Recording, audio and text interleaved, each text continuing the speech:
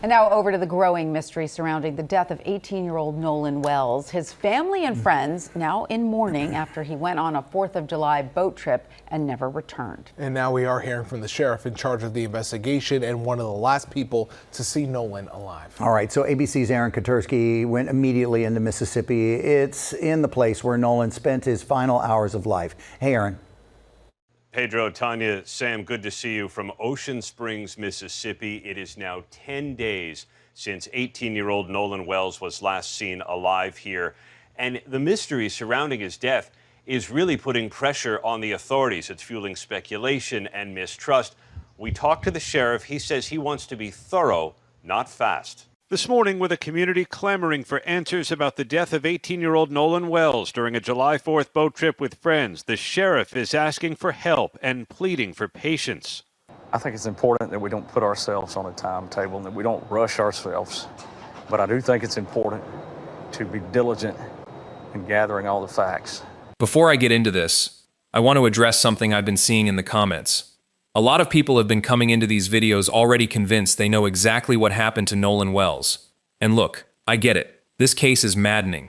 But over the past few weeks, I've watched claims spread in the comments and across social media that are just not true. Photos taken out of context. A video everyone assumed showed one thing, when the people actually in it say it shows something else entirely. Dates that don't line up. Rumors repeated so many times they start to feel like fact, when nobody's actually checked them. So let me be clear about what this channel does. This is not a rumor mill. This is not a story built to chase outrage or views. I'm not going to tell you something is true because it's dramatic, or because it fits a theory. I'm going to tell you what's actually been confirmed, what's still pending, and what nobody knows yet. And I'm going to be upfront every single time about which one you're hearing. Because this family has already dealt with enough people spreading things that aren't real. They don't need me adding to that pile. And you don't deserve to be fed misinformation dressed up as fact. Welcome to the Crime Executioner. Subscribe so you won't miss out. So, with that said, let's get into what we actually know.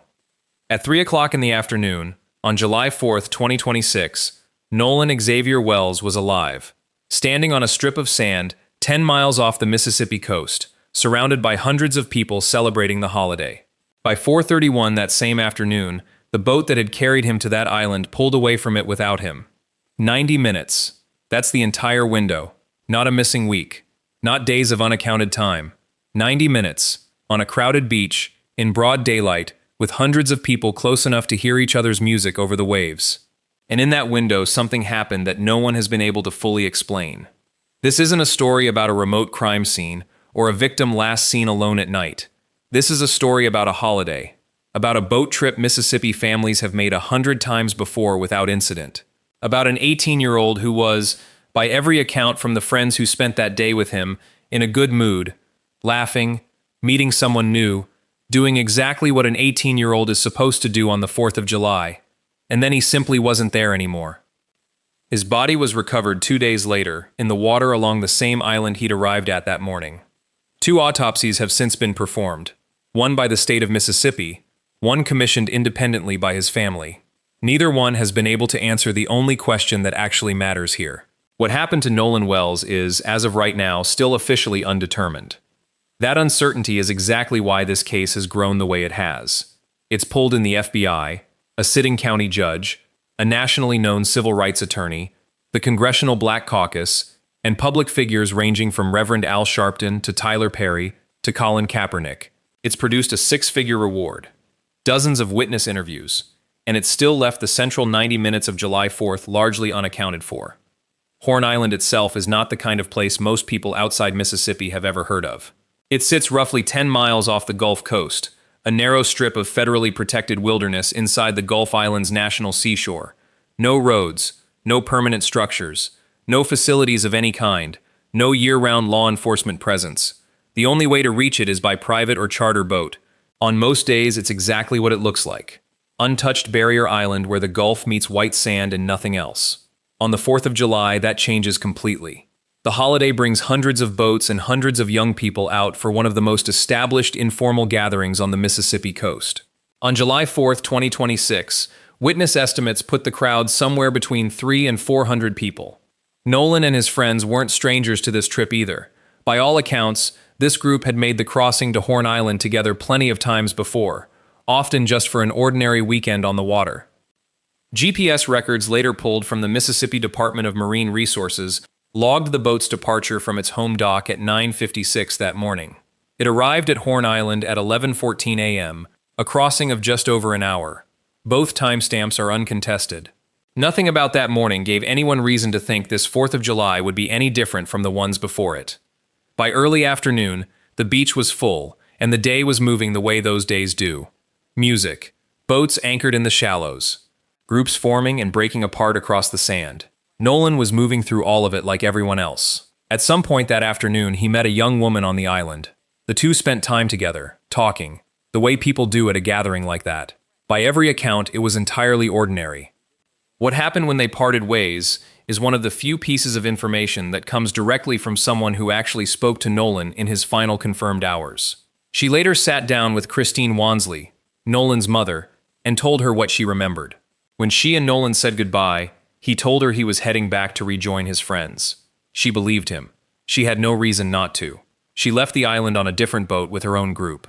And here's the detail that matters most in her account, the one that's been flattened the most in public coverage of this case. She did not see Nolan board that boat. She assumed he did, because that's what he told her. Those are two different things. An assumption based on a real conversation is not the same as an eyewitness account. It tells us what Nolan intended to do. It doesn't tell us what actually happened after that. Judge Ashley Cole, a Jackson County Chancery judge whose son Warren was part of the friend group that day, later addressed the case publicly in a Facebook post. She said Warren told investigators he last saw Nolan at approximately 3 p.m. 3 o'clock. That's the last confirmed sighting of Nolan Xavier Wells alive. At almost exactly that same hour, something else was happening on the water. Dispatch audio later obtained through a public records request captured a call placed from the group's boat to Seatow, a private towing service. This is a video of Nolan Wells' friends on the sinking boat. Vicky speaking. How can I help you? Hello, sir. Hello. Okay. How many what's adults going on board? So, there's 0 adults on board. There's nobody on board the boat? No. Nobody right. here is over the age of 21. Sir, that was not the question. Is there a person? Is there a person, a living individual on the boat? Hey, we're at the west tip of Horn, and our bilge pump stopped working. We're sinking. Can y'all please come? We have a membership. All right, of course. How far is the water coming up, sir? Can you give me a description? Ankles? What'd you Hello? say? Hey, Yes, how far is the water coming up, sir? it's coming up. We're just sinking. I don't know. Like we're going down. All right, well, let's get you going. Membership number or phone number listed on the account, sir. I don't know the phone number. It's either Jerry Atkerson. I think it's Jerry Atkerson. Try that. All right. I know we have a membership, like, guaranteed. I don't All have the right, tag unless on you here. have a It got ripped membership off. number or anything, it's okay. I'll get you over to the captain. What's the best phone number to reach you at? Reach me at 2. All right. And is everybody on board in good health otherwise? Yeah, everybody's How on many? board. All right. Do you need the United States Coast Guard? What? Do you need the United States Coast Guard? No, we do not need that. All right. All right. Do you have your current GPS coordinates? Let me go look. If not, I can send you a text message.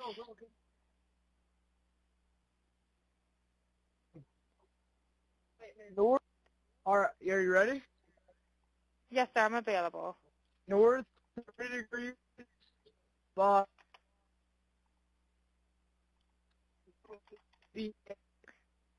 4672. All right. 4672. All right. And you were breaking up a little bit. Can you just repeat it one more time to make sure I have it correct? Sorry, look. Hello. Can you hear me? Yeah, what? So you're breaking up. If you need assistance, do you have a VHF radio?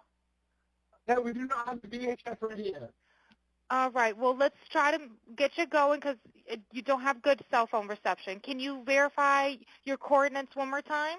Okay, my coordinates are 30 degrees by 14.684 north, and then west by 88 degrees by 46.79.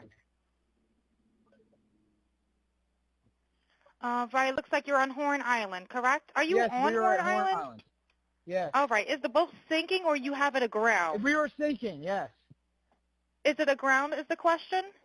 No, we're not aground. We are in Okay. 17 foot of water. We're in 31 foot of water. All right. Have to ask. What do you want to do? Do you want to be towed back? I want to get this boat unsank and towed back, yes. All right. Where would you like it towed to, sir?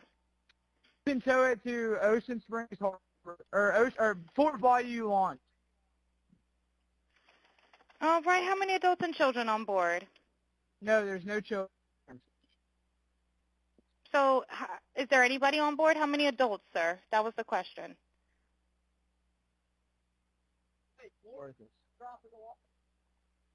Hello, can you hear me? Try to jump in and pull the plug, Bart, while you're going. Hello, sir. Hello. Yep, I just need you to answer these questions so I can get you over to the captain. Okay. How many what's adults going on board? What's up? There are 0 adults on board. There's nobody on board the boat? No. Nobody right. here is over the age of 21. Sir, that was not the question. Is there a person? Is there a person, a living individual on the boat?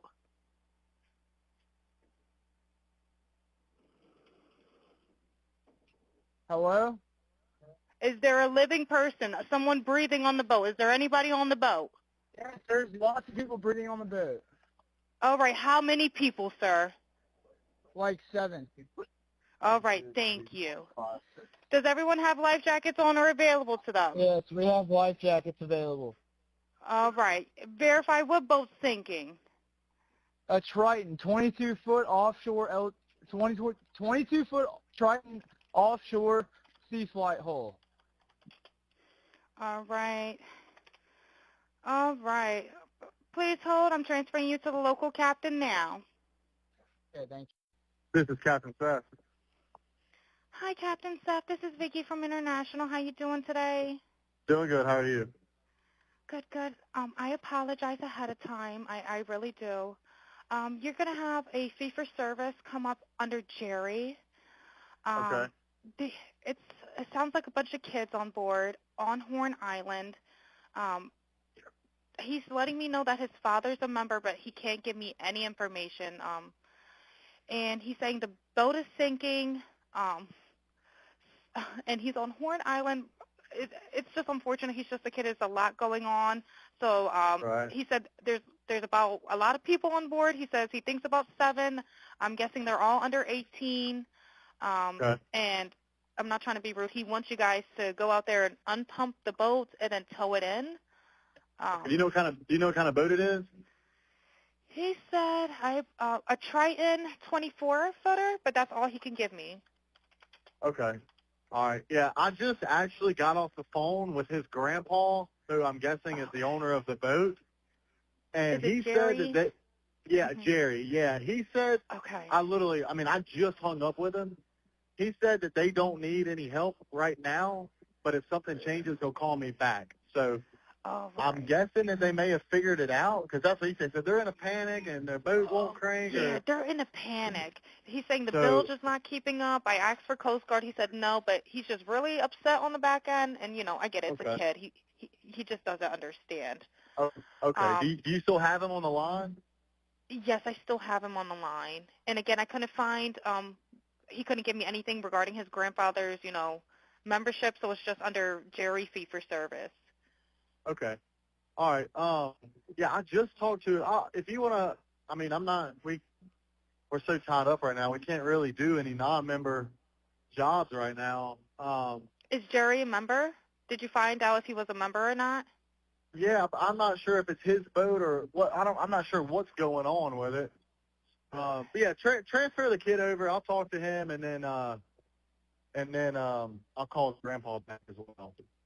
All right. And did you want me to look up Jerry's membership number or anything like that to see if he's up? I know you guys are You can swamped. try this cell phone number.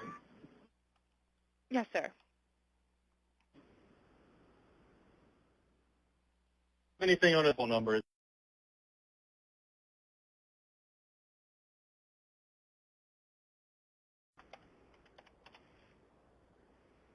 All right. Yep. Jerry. Yeah, he's an active member. Hold on. What kind of boat do you have on there? Same boat? Yeah, he's one. Yeah, he's one of your members. Yep, 22-foot Triton.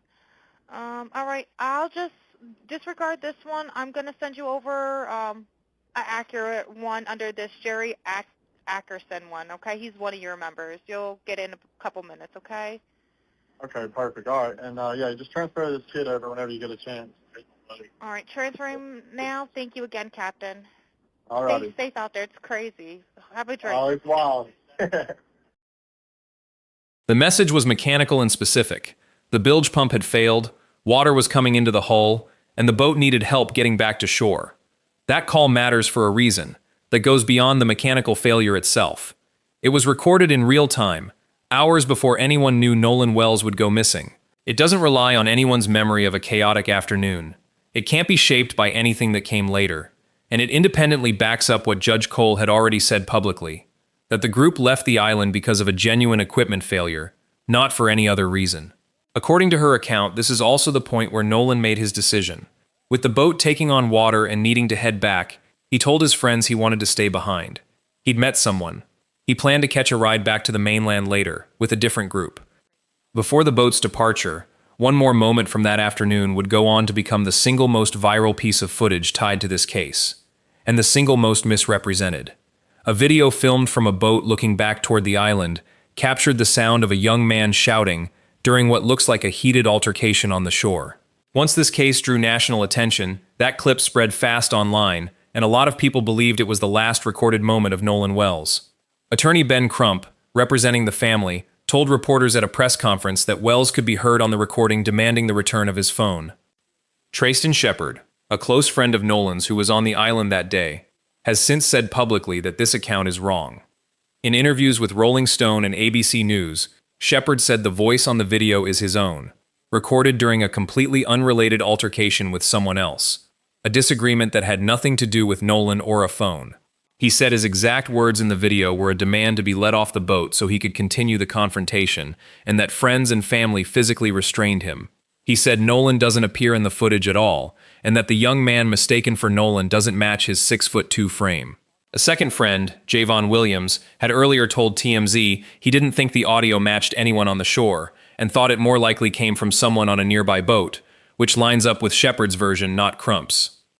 When he was pressed publicly on the discrepancy, Crump acknowledged the original claim traced back to a single source, that a second witness disputed it, and that his team had brought in audio experts to determine, conclusively, whose voice is actually on that recording.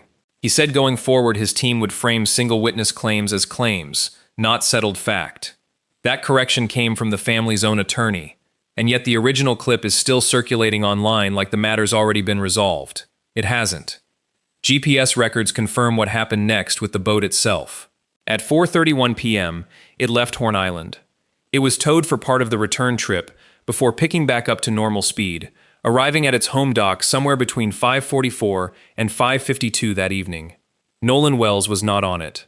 No witness has come forward publicly to say they saw him after roughly 4:30 p.m. on July 4th. The beach that held hundreds of people just hours earlier was thinning out as the evening came on. And somewhere on that island, in the window between 3 o'clock and 4:31, something happened that still hasn't been fully explained. When the boat docked that evening, the group's night kept going. A pool party followed at a private residence. Nolan's keys ended up at Warren Cole's home. His phone stayed with one of his friends. For several hours after the boat got back to the mainland, nobody called Christine Wansley to tell her that her son hadn't come back with them. That silence lasted until just after 11 p.m. When Christine's phone finally rang, it wasn't Nolan. It was one of his friends.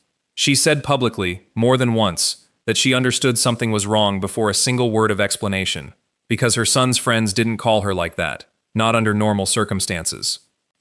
What followed was a night no parent should have to go through. Christine started trying to find Nolan herself, using a family location sharing app. She found his phone, not with Nolan, but at a friend's residence on the mainland. When she and her sister got into the device, both of Nolan's Snapchat accounts had been completely wiped. No photos, no videos. By Christine's account, Nolan reliably used Snapchat to document exactly this kind of gathering. Some text messages appeared to be missing too. None of that is disputed. What it means, and how the phone ended up that way, is part of what a pending forensic examination is going to need to answer. While Christine worked through that on her own, one of Nolan's friends made a separate call to the United States Coast Guard, reporting him missing. The Coast Guard assessed the situation as it was described to them and determined it didn't meet the threshold for immediate deployment. No vessel dispatched, no aircraft launched. The call was logged and closed within minutes. Christine then turned to local law enforcement and ran into a jurisdictional problem.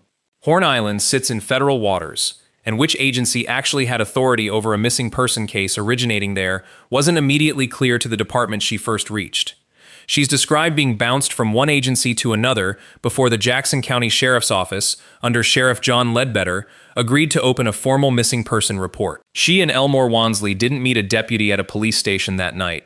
They met one in a fast food parking lot, laying out everything they knew across a table close to midnight while their son was still unaccounted for. There was one more complication before that night was over. When Elmore went to get Nolan's keys from Warren's home, they weren't handed over right away. A phone call overheard by someone present that night placed the keys inside the house, sitting on top of a video game console. Elmore eventually got them back, but only after law enforcement stepped in to help. By sunrise on July 5th, Nolan had been missing for hours. His phone had already turned up wiped, on someone else's property. His keys had needed police involvement to retrieve, and the friends who'd spent the day with him had already started retaining legal counsel, before an official search had even gotten underway. Elmore didn't wait for a command post to get organized. On the morning of July 5th, he put his own boat in the water and went looking for his son himself. A father alone on the Mississippi Sound, searching near the island he'd dropped Nolan off at less than 24 hours earlier. While he was out on the water, an official command post was being set up at a boat launch in Ocean Springs. What started as a local missing person report grew fast into one of the largest search operations that stretch of the Gulf Coast had seen in years.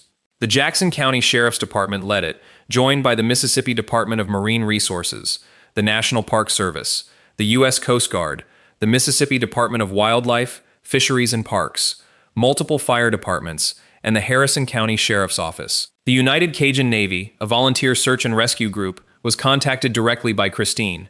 Its incident commander said boats, drones, and personnel were out within hours of that call. They didn't wait to be formally invited in. For 2 full days, the search covered land and water both.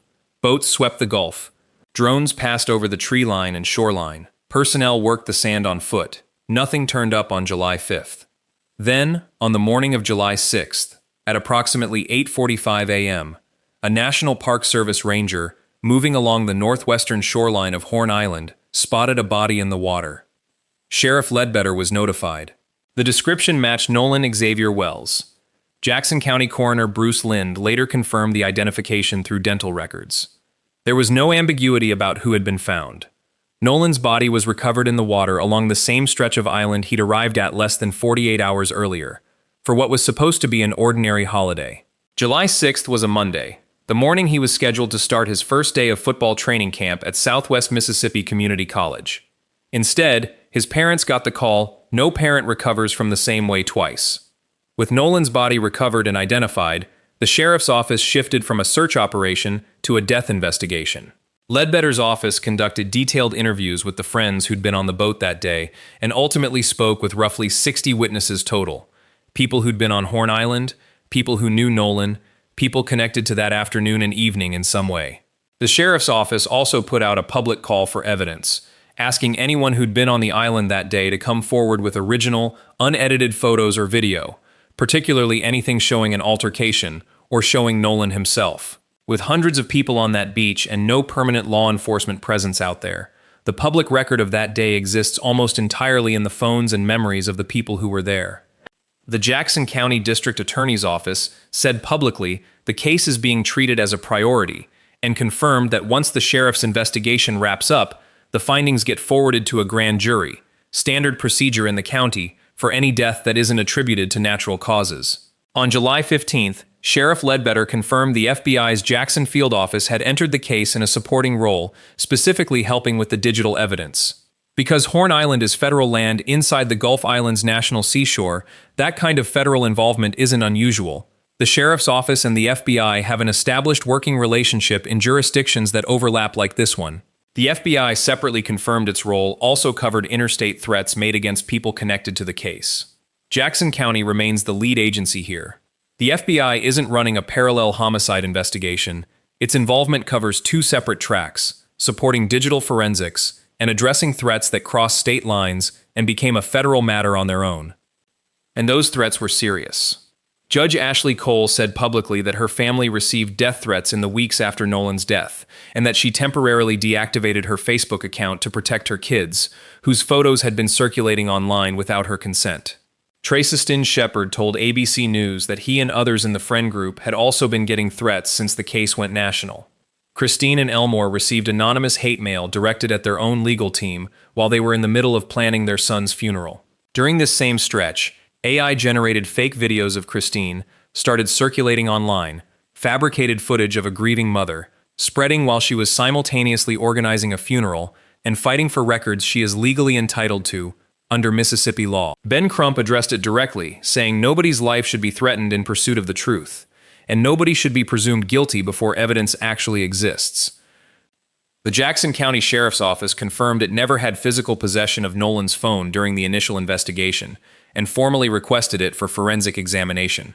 That request led to one of the more significant developments in this whole case.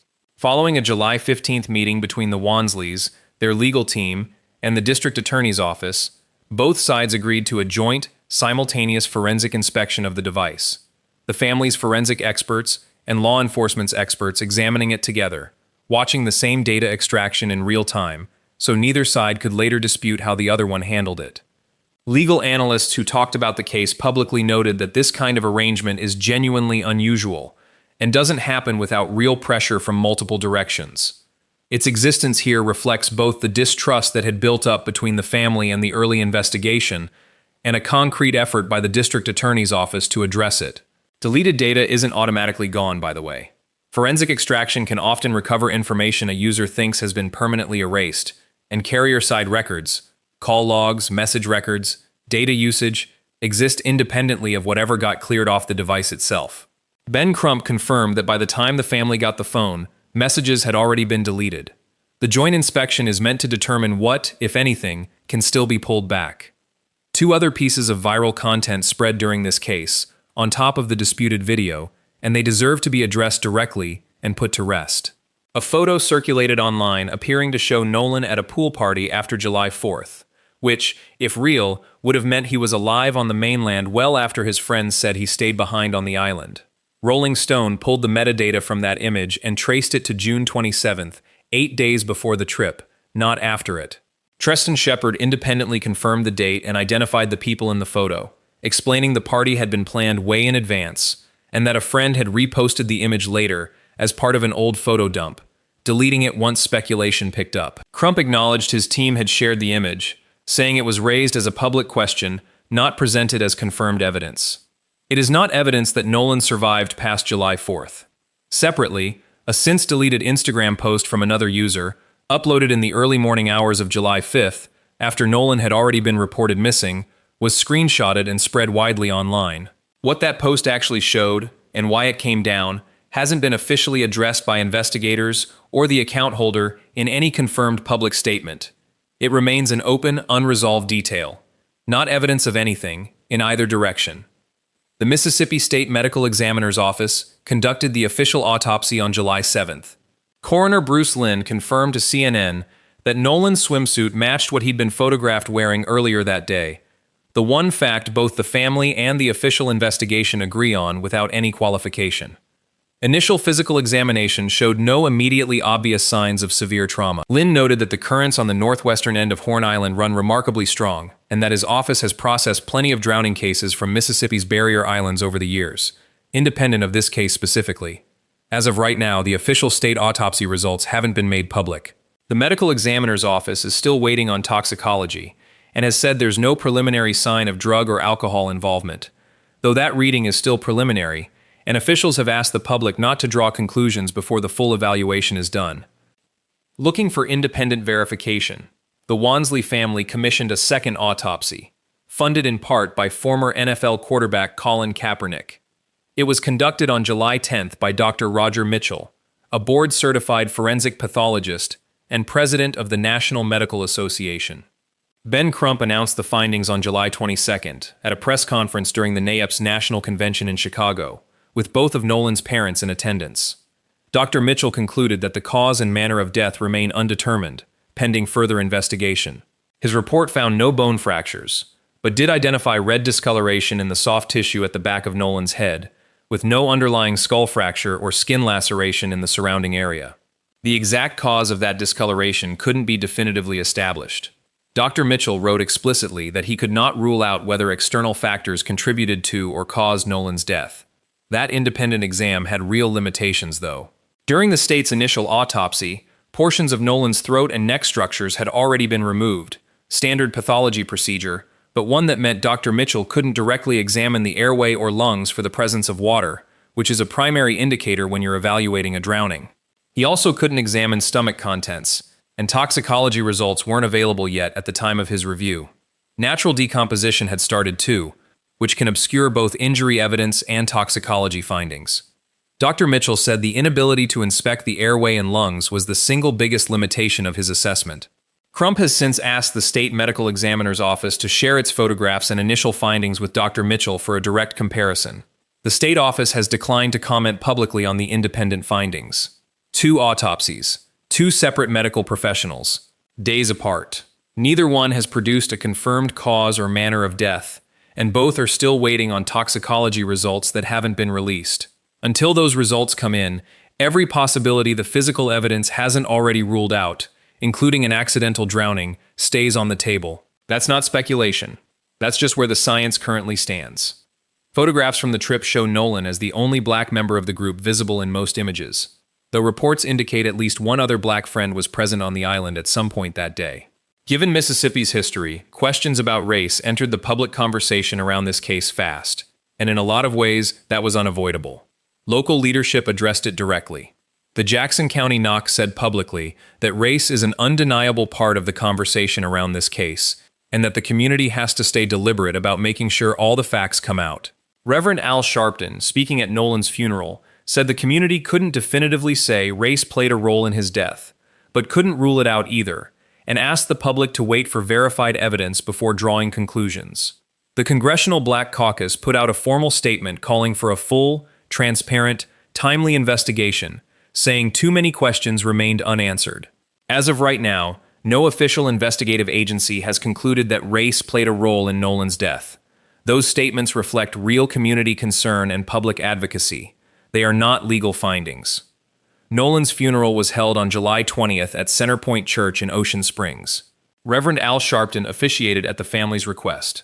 Filmmaker Tyler Perry covered the full cost of the service. During his eulogy, Sharpton announced a $50,000 reward from the National Action Network for information leading to an arrest and conviction. Tyler Perry matched it with another $50,000. Former NFL player Terrell Owens, who attended the service, added $25,000 more, bringing the total reward to $125,000, contingent on a criminal determination being made. Christine publicly asked anyone planning to demonstrate near the church to keep it peaceful, saying Nolan wouldn't have wanted violence attached to his name. She also spoke directly to the friends who'd been on the island with him, encouraging them to take care of themselves through all the public scrutiny that followed. So here's where things actually stand. What's confirmed? GPS records document the boat's full movement on July 4th, a 9:56 a.m. departure, an 11:14 a.m. arrival at Horn Island, a 4:31 p.m. departure, and a return to the dock between 5:44 and 5:52 p.m. Dispatch audio independently verifies a bilge pump failure at approximately 3 p.m. Nolan's body was identified through dental records on July 6th. Both autopsies remain pending final toxicology, and neither has established a cause or manner of death. The independent autopsy found unexplained discoloration at the back of Nolan's head and did not rule out external factors. The case is going before a grand jury, once the sheriff's investigation wraps up. Law enforcement and the family's legal team have agreed to a joint forensic examination of Nolan's phone.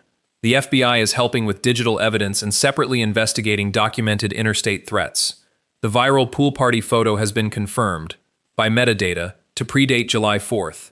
And the voice on the disputed video hasn't been independently verified as Nolan's Trayston Shepard maintains it's his own.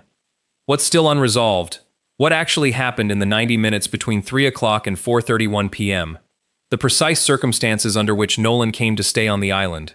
The definitive identity of the voice in that viral recording, pending audio analysis.